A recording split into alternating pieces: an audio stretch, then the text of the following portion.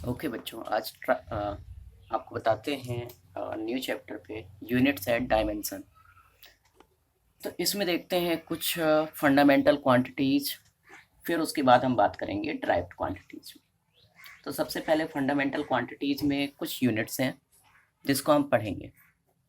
नाम भी आपने पढ़ा हुआ है, एसआई यूनिट। सेकंड है एमकेएस, थर्ड है सीजीएस एंड फोर्थ है एफपीएस। तो हम एक एक के बारे में पहले डिफाइन करते हैं। ठीक है बच्चों, एसआई यूनिट बहुत अच्छे से समझिएगा।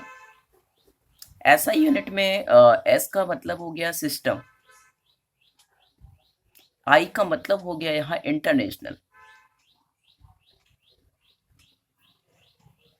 ठीक है, international system of units, this is called the full form of SI unit. तो क्या क्या हो गया, इंटरनेशनल सिस्टम्स ऑफ यूनिट्स, ये आपका international system of units SI unit हो गया। अब इसकी आवश्यकता क्यों पड़ी, क्या कारण था, तो उसको भी हम समझ लेते हैं। तो सबसे पहले यहाँ पे जैसे बात की जाए मास की, तो हर कंट्री का अपना अलग अलग मेजर करने के लिए एक यूनिट थी। जैसे कहीं किलोग्राम यूज कर रहे हैं, कहीं ग्राम यूज कर रहे हैं, कहीं आप लोगों ने देखा होगा कि हम लोग इंडियन कल्चर में शेर या और भी कई ऐसे यूनिट्स हैं जिसको यूज करते थे। बट प्रॉब्लम यही थी कि पूरे वर्ल्ड में जिस प्रकार से आज इंग्लिश लैंग्वेज है जो पूरे वर्ल्ड्स में बोली जाती है, तो हमने उसको वर्ल्ड लैंग्वेज कह दिया। तो ऐसे ही कोई यूनिट बना ली जाए जो पूरे वर्ल्ड के लिए कि फिक्स यूनिट हो जाए, ताकि जब भी हम कैलकुलेशन करें तो हर जगह उसी यूनिट का प्रयोग करें।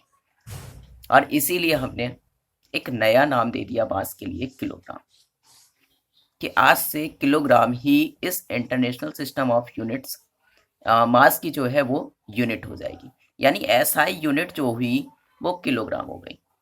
अब ये बनाया कैसे, तो जिस प्रैक्टिकल वाले रूम में ये लोग बैठे हुए थे वहाँ पे उन्होंने पहले यही विचार किया कि एक बार हम एक फिक्स यूनिट को ले लेते हैं और उसी यूनिट को आगे चलाएंगे। तो सामने उनको एक छोटा सा कोई ऑपरेटस सा मिला होगा, और वो ऑपरेटस लगभग कुछ उसके पास वेट था, तो उन्होंने उसको उठाया, उन्होंने कहा आज से हम इसको 1 किलोग्राम कह देते हैं। तो हमेशा उसी को डबल कर देंगे तो 2 किलोग्राम, 3 किलोग्राम, इस तरीके से हम कंप्लीट कर लेंगे। इसके बाद आते हैं लेंथ। तो लेंथ में भी इसी प्रकार से बात हुई कि मीटर को रख लेते हैं। टाइम है जिसको हमने सेकेंड, हमें जो मेन क्वांटिटीज हैं वहाँ पे मास, लेंथ, टाइम को ही देखना है। मैक्सिमम टाइम हमको यही देखना होता है।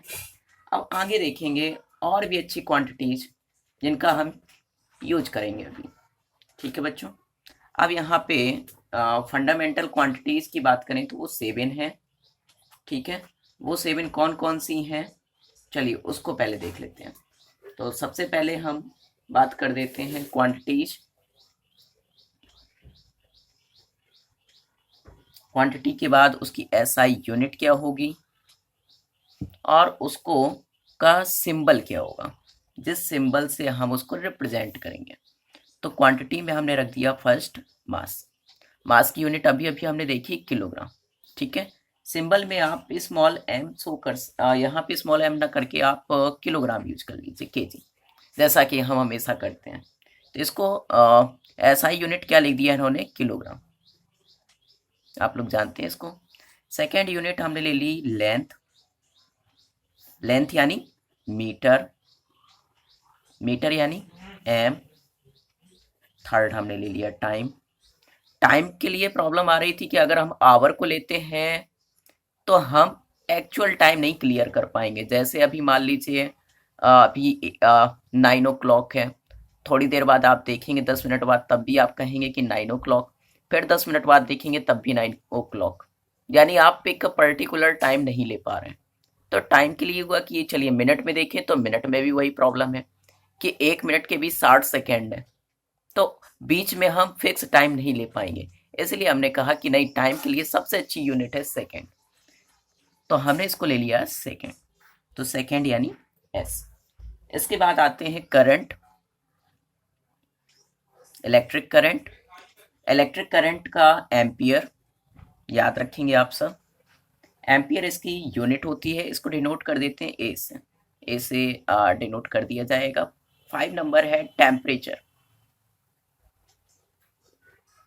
टेम्परेचर के लिए हमने ले लिया केल्विन। ओके बच्चों, इसको हमने किससे शो कर दिया, केल्विन यानी के। और अमाउंट ऑफ सब्सटेंस,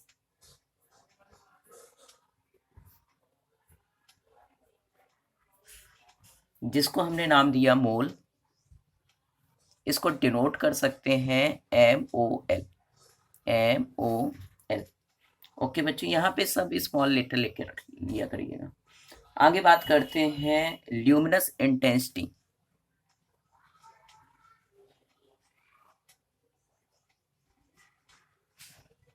इसको हम, यूनिट है कैंडला, इसको आप CD से डिनोट कर देंगे। ठीक है, तो यहाँ पे ये 7 टाइप्स हो गई। एक तो और भी सप्लीमेंट्री यूनिट्स हैं, ये तो बात हमने की ओनली फंडामेंटल। अब सप्लीमेंट्री यूनिट्स में कौन कौन है, इन दोनों के बारे में भी हम अभी बता देते हैं। सप्लीमेंट्री यूनिट्स तो आपने पढ़ा है हमेशा से प्लेन एंगल, या नाम सीधे दे देते हैं एंगल, एंड सॉलिड एंगल।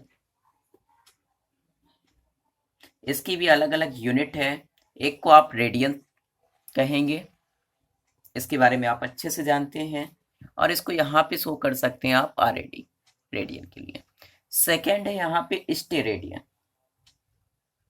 ठीक है, स्टेरेडियन, इसको आप शो करेंगे SD से, याद रखेंगे इन दोनों को भी सप्लीमेंट्री यूनिट।